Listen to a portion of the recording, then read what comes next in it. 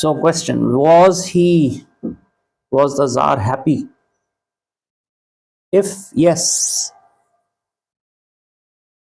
was he happy in Yekaterinburg? No.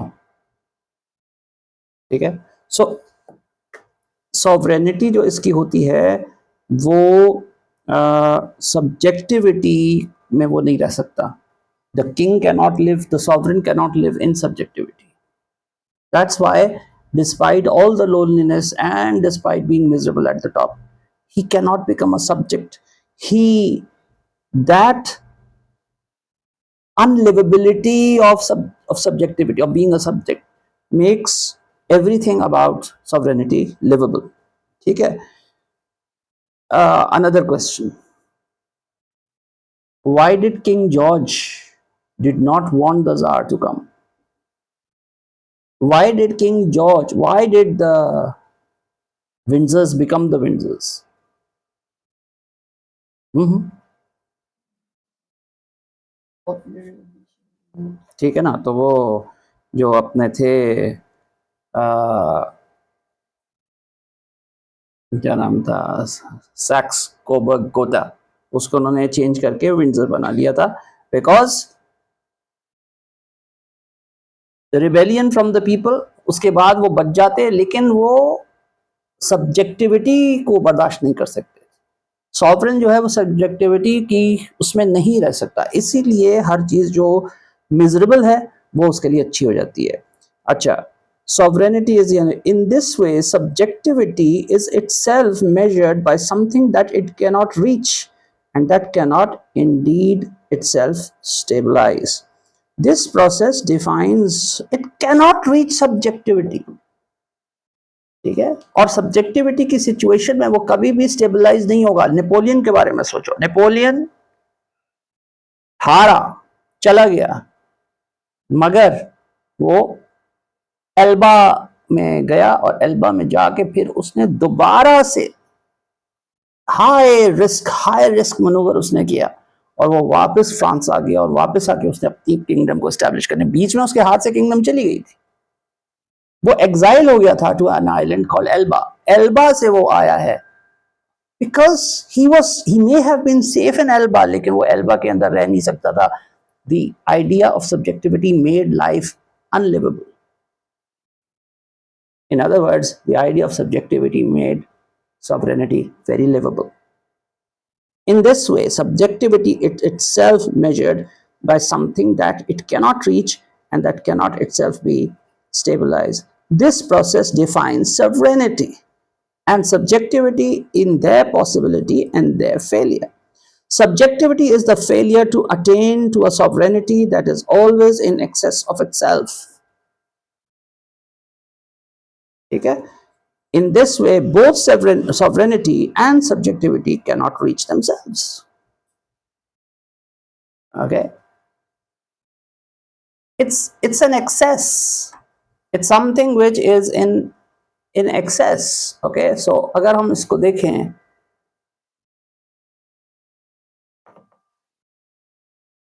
what does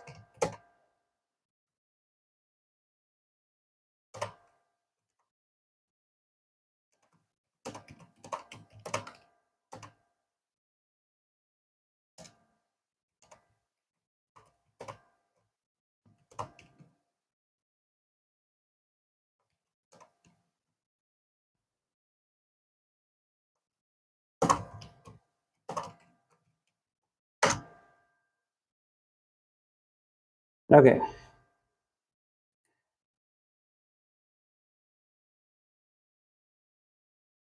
which draws on critical theory, postmodernism, and psychoanalysis, often associate with thinkers, suggests that modern society is plagued by the overload of data surveillance and rigid definitions, which ultimately destroy the true nature of both human experience and okay objectivity in excess. No, what is sovereignty in excess?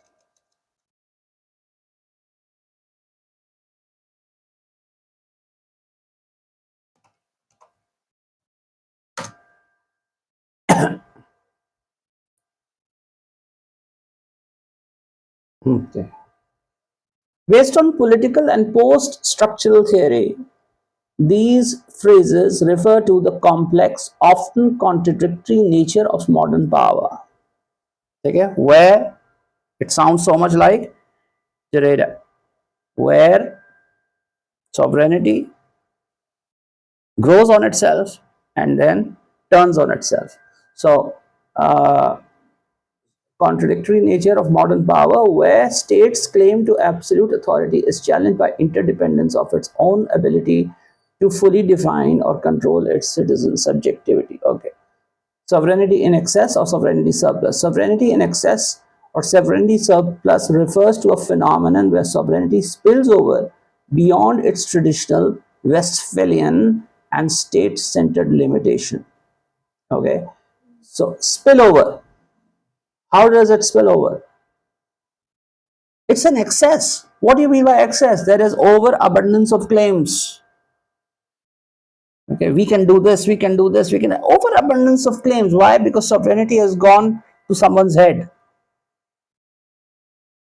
And people and rulers start believing their own propaganda, like Jamal Abdel Nasser. I defeated the Israelis. Okay, excess, overflow, overabundance of claims. I will do this. 1967. Why? Because I did do that in 1956. Okay, in reality, there was no such thing. You didn't defeat anybody. It was the Americans who defeated them. Okay, so uh, So then redeployment of power. So it represents a surfeit of sovereignty, surplus of sovereignty, and overabundance of new overlapping sovereignty claims emerging in both sub-state, regions, minority groups, suprastate, international organization. Redeployment of power. It describes how the sovereign frame is adjusted and redeployed to handle new pressures, then simply fading away, often leading to excessive control. The sovereign now wants control over everything. Maybe he will trample free speech. Maybe he will. Uh, maybe he will set up his own intelligence unit in his own office, like Nixon. Okay, right? Though we can't call him sovereign in that sense. In a republic, the constitution has to be sovereign. Okay, so and sovereignty and subjectivity card. The phrase is linked to post-structured critics of the modern state, often associated with uh,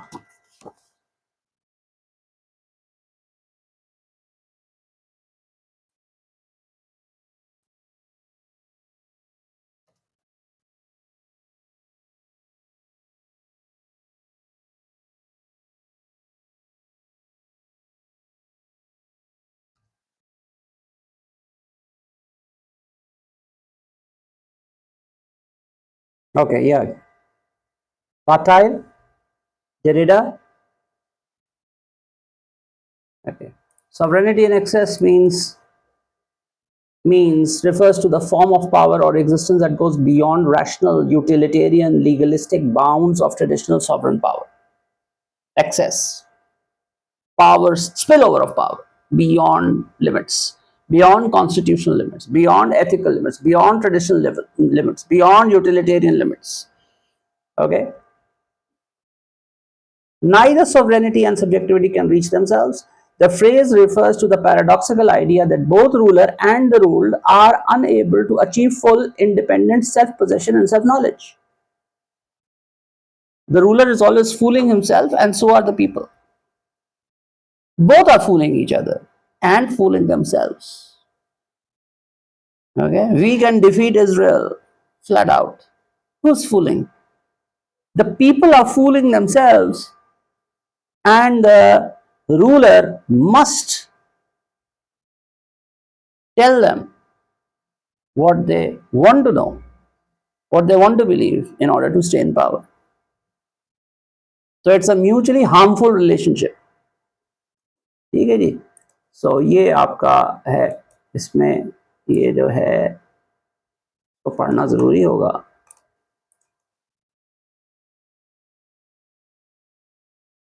And in this way, neither the when they overreach, neither the ruler nor the public can reach their full potential. So this is what he's saying. Okay. Sovereignty, subjectivity is the failure to attain to sovereignty that is always in excess of itself. In this way, both sovereignty and subjectivity cannot reach themselves. Okay, they cannot reach. So, what is sovereignty? Sovereignty is power. But because he is overreaching and getting out of his limits, he cannot reach that power, his potential, and what he wants to achieve. And same is true of the subjectivity.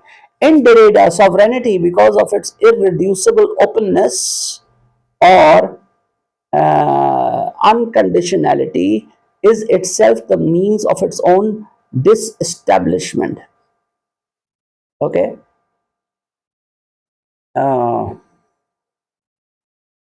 Openness here does not mean open-minded. Openness here means open to go beyond. It's like when the river opens up, when the barrage opens up, what happens? It floods. There is excess. It overflows. It breaks all boundaries. In Derrida, sovereignty, because of its irreducible openness and unconditionality, no conditions, don't give me any conditions. Okay, I listen to none, is itself the means of its own disestablishment. Bhutto के बारे में वो है वाकया कि भुट्टो जा रहा था इसके साथ, क्या नाम है, गुल हसन खान के साथ। गुल हसन खान उसका चीफ ऑफ वो था, चीफ ऑफ आर्मी स्टाफ। ठीक है, तो गुल हसन खान गाड़ी में भुट्टो के साथ बैठा हुआ था पीछे, और आगे उनका सेक्रेटरी और ड्राइवर गाड़ी चला रहा था। भुट्टो ने उससे पूछा गुल हसन खान से कि गुल हसन, एक बात बताओ, तुमने कायदे आजम के सेक्रेटरी या एडीसी का काम किया हुआ है, कोई वाकया सुनाओ मुझे।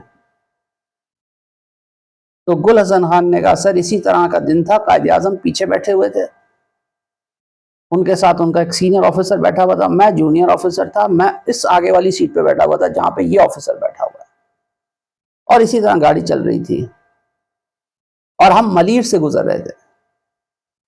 यकायक ये हुआ कि जब हम वहां पे पहुंचे तो मतलब उस जमाने में वहां पे कोई आबादी नहीं थी, तो मिट्टी बहुत उड़ रही थी। गाड़ी में उस जमाने में एसी होता था नहीं होता मुझे नहीं पता। गाड़ी वहां पे पहुंची और रेलवे का फाटक जो है वो बंद हो गया। उस जमाने में रेलवे की जो ट्रेनें होती थी वो बीच सड़क के ऊपर से गुजरती थी। ठीक है, और आजकल की तरह नहीं कि अगर गुजर रही है तो फाटक नहीं है, पहले बाकायदा फाटक होता था, गेट होता था, उसको पहले के गेट ऐसे होते थे, उनको ऐसे बंद किया जाता था, और दूसरा गेट होता था, बाद में जब हुआ तो वो गेट इस तरह से जैसे होता है ऊपर से बंद होता था। शुरू में बाकायदा वो गेट की तरह होता था, गेट बंद किया जाता था और बीच में रोड को आइसोलेट किया जाता था, जहां पे पटरी होती थी उस पर से ट्रेन गुजरती ताकि कोई हादसा ना हो। तो कायदे आजम जब वहां से गुजरे तो फाटक बंद हो रहा था, तो गाड़ी रुक गई।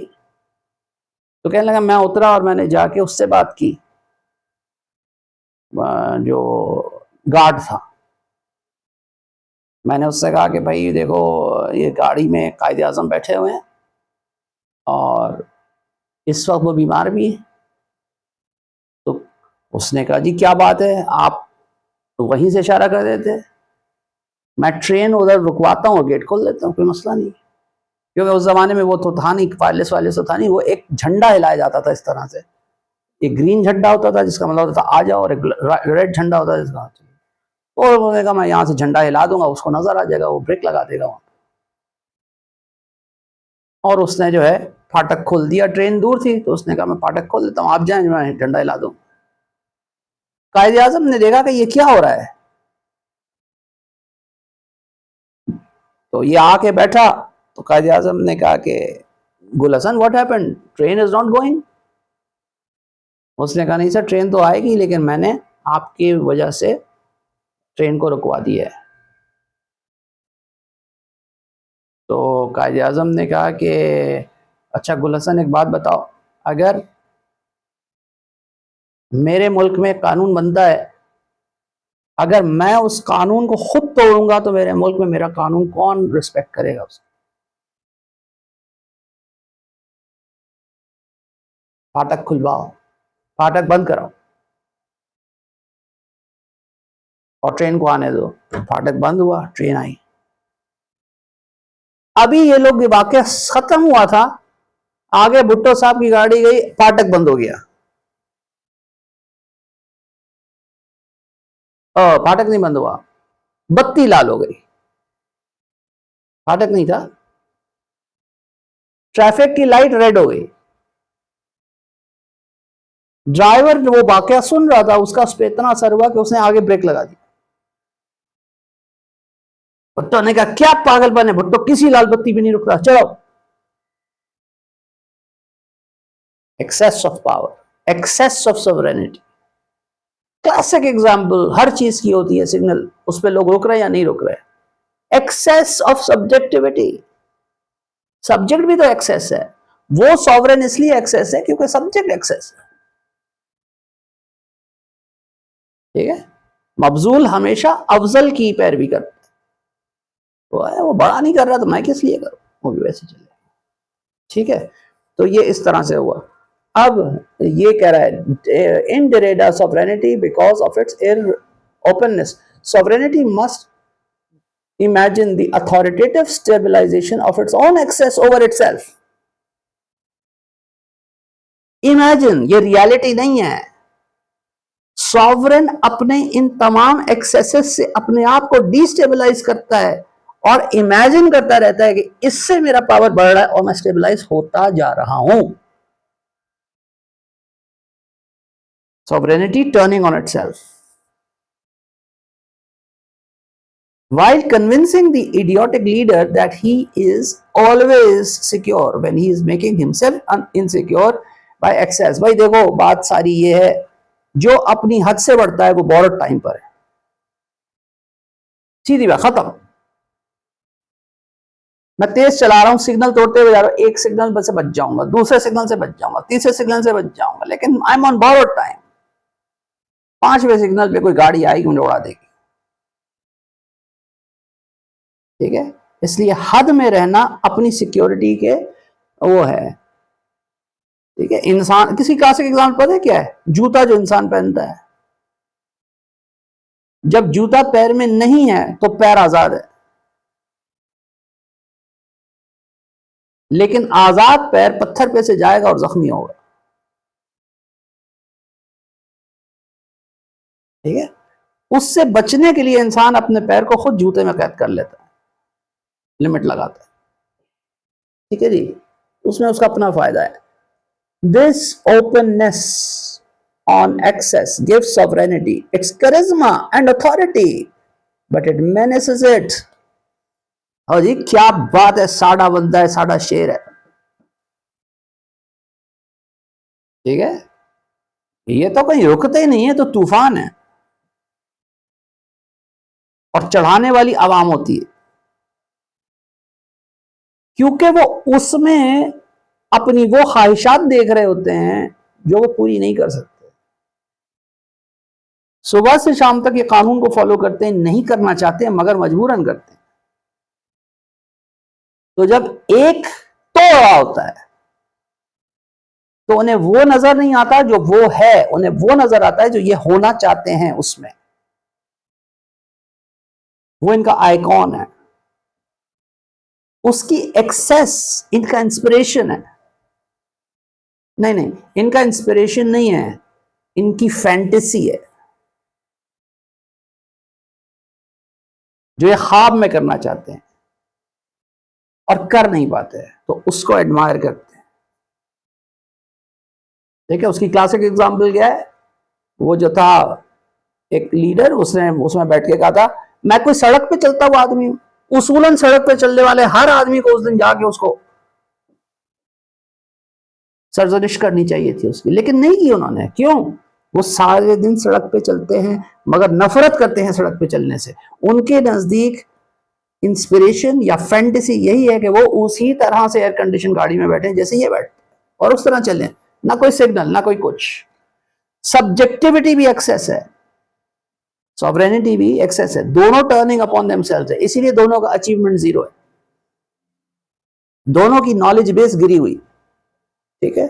Sovereignty, this openness Derrida connects with giftness, the non dissociation of sovereignty and the gift means that sovereignty must be recognized as potentially liberatory। अब तो ठीक है, बिल्कुल सही है, अब मेरे पास कोई लिमिट नहीं है, मुझे कोई रोकने वाला नहीं है, मैं इसने मेरे लिए एक लिबरेशन का काम किया, हर उसूल से मुझे आजाद कर दिया।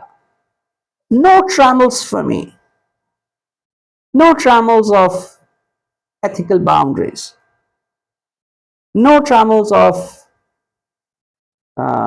societal norms, no nothing, आजाद हूं मैं, liberatory, in all the ambiguity and ambivalence of that term। ambiguity का क्या मतलब होता है? ambi, टू, ठीक है, ambiguity, टू मीनिंग्स जो समझ में नहीं आए, ये भी हो सकता है ये भी होता है ambiguity, there's ambiguity, समझ में नहीं आ रहा क्या है, मतलब क्या है ambiguity। बट ambivalence क्या होता है? two values, when you do not know whether you like it or you hate it, you understand the meaning, you understand the person, you understand the thing, but you cannot understand whether you like it or you dislike it। एक आदमी है सुबह को आपसे मिलता है और खुद आके आपको सलाम करता है, अस्सलाम वालेकुम, आप कहेंगे कितना अच्छा आदमी है, मैं तो उसको रोज सलाम करूंगा। दूसरे दिन वो मिला, आपने जाकर सलाम किया, उसका पीछे लो, धुतकार दिया। अब आपने कहा कि मैं तो इससे बात भी नहीं करूंगा, इससे मेरे सलाम, ये ना सिर्फ किसी मेरे सलाम का जवाब नहीं दिया, मुझे धुतकारा। तीसरे दिन आप वहां से गुजर रहे थे, वो खुद आया, आपको सलाम भी किया, आपको फूल भी दिया। Question, do you like the person or you hate the person? You don't know, I cannot assign a feeling। ambivalence, what's his value? ठीक है, ambiguity is usually with words, things, okay, but ambivalence is when you cannot associate whether you like that phenomenon or you dislike that phenomenon or that person। So it's a giftness, sovereignty gives you a gift, and that gift is a free gift, gift is usually free, and it's not a reward। Present is something that you get on an occasion, wedding, birthday। Reward is something that you get when you have done something to deserve it, so you get a reward। But in gift, there is neither a happy occasion nor have you done anything to deserve it. It's a free thing. So gift is always associated with something which is free। The word free comes with gift। So gift, the gift of nature है water, it's a free gift given, no questions asked, no answers required। Okay, so okay, so sovereignty's giftness undermines its simple authority, not despite its exceptionality but because of it। Okay, because of its exceptionality, because it's an exceptional thing, it doesn't go to everybody। You will not have two sovereigns except if you are in the Roman Republic, you can have two consuls, but Because there were two sovereigns in Rome, they wanted excess. They wanted to go beyond the constitutional limits or trammels. So there was problem, and uh, there were wars, and it led to the end of sovereignty because of whatever reason. Sovereignty turned on itself. If sovereignty were not open on excessiveness and freedom from accountability, it would not gain the authority that has historically made it so dangerous. Nor however would it be open to the possibility of being questioned and indeed of questioning. Of course, if there was uh, no excess, okay, if there was no excess, there would be no authority. Why? Because between excess and authority, there is a link, and there's a link of charisma. Charisma substitutes character in this context.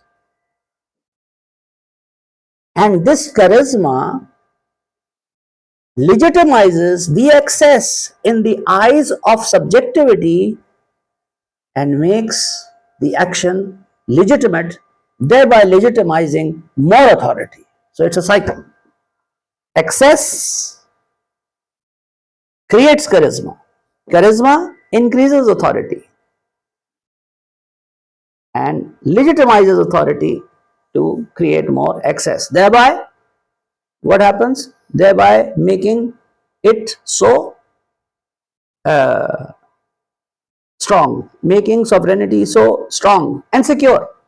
But the same thing creates a situation where people will tolerate or be open. देखो होगा क्या? People will love it for as long as the sovereign is doing things that are in their interest. Germans never tried to kill Hitler. The German army never tried to kill Hitler when they were enjoying the war. Okay, but the moment things turned, they launched Operation Valkyrie. Right? Americans did not care about what their presidents were doing as long as they were invading Iraq, they were killing Palestinians, they were killing everybody. They were enjoying it. Not everyone, but the majority. The great thing about Americans is that they are always just in retrospect. They are always very human in retrospect. 85% of Americans supported the bombing of Hiroshima and Nagasaki. 85%. Even after they had learned what had happened.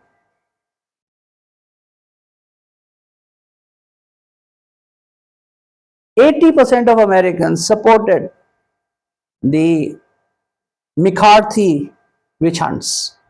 They supported the electrocution of the A-bomb spies. Okay, so it's a mutual relationship, right?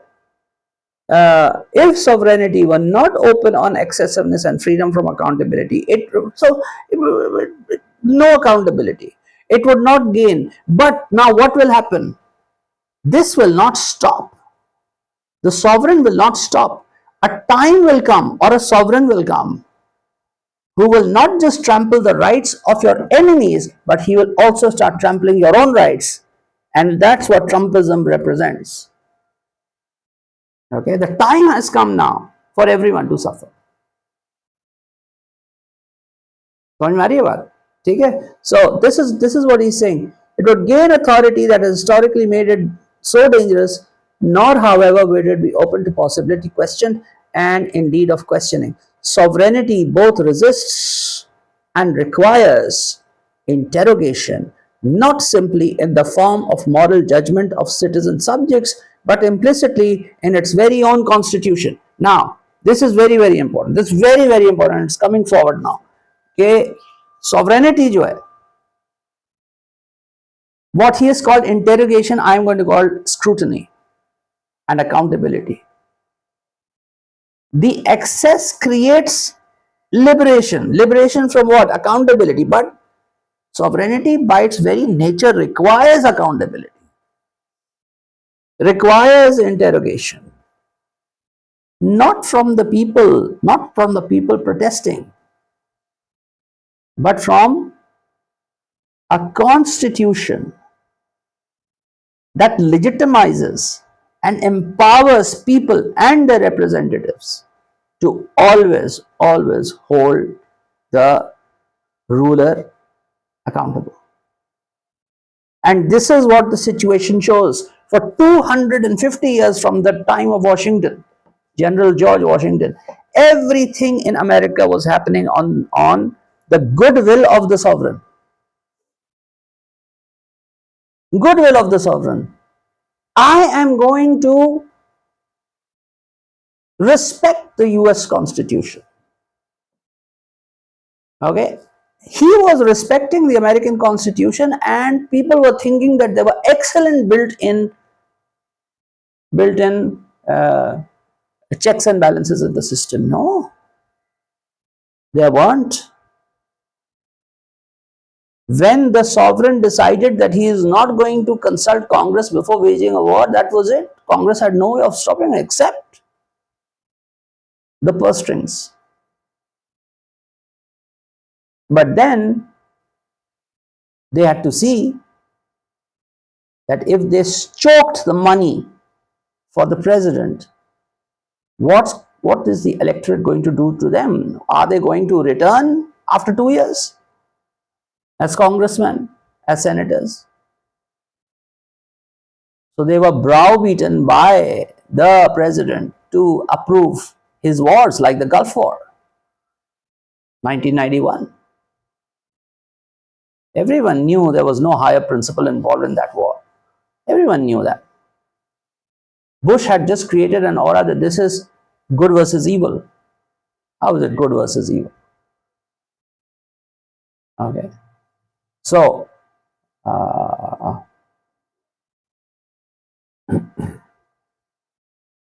अब क्या हो रहा है?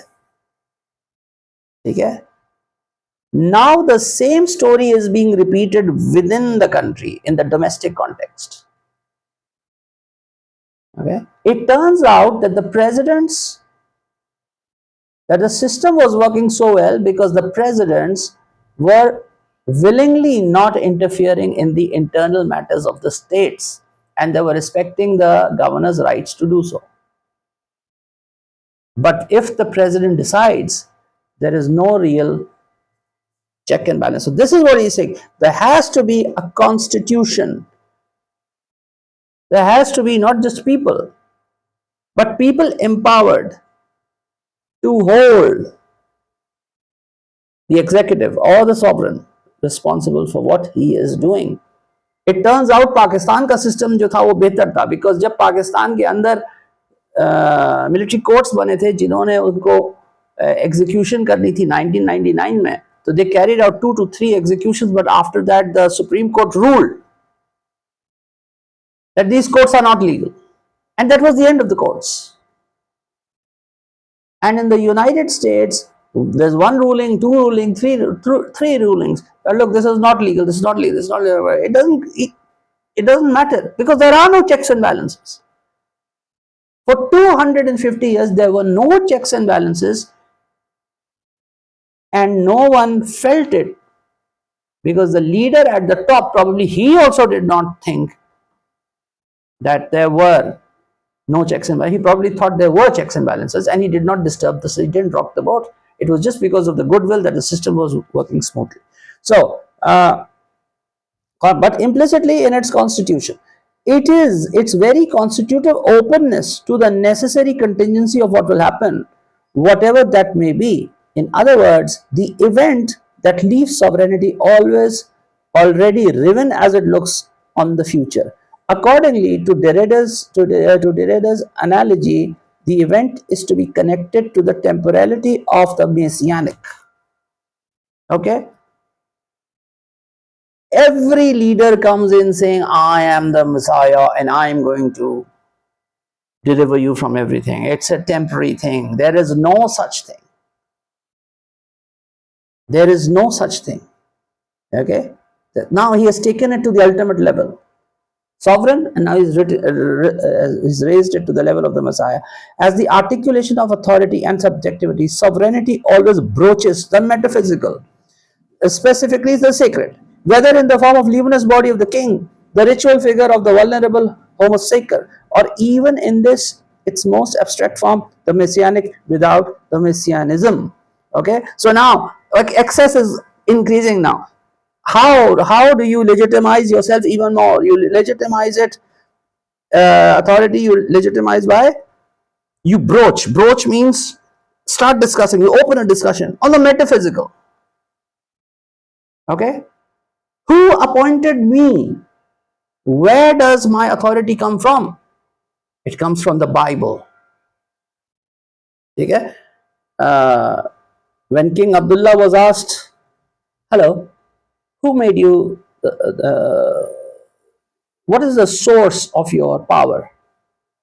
He said, the source of my power is the Holy Quran. And when this American journalist asked him, where is it written in the Holy Quran? He said, that's for you to find out. I've just informed you that my source is the Holy Quran. Now you go through it and find out. Let me know. All right. So who made Henry VIII king? Who made Elizabeth the queen? God Almighty. He is the representative of God on earth.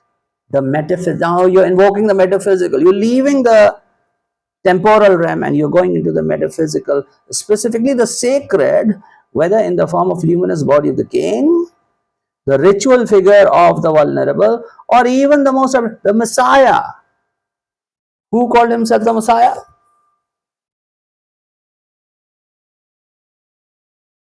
No. The temporal leader, the temporary leader of France, Maximilian Robespierre. Maximilian Robespierre decided that he was a Messiah, and that was the end of him. Okay, so this is also the end of today's discussion.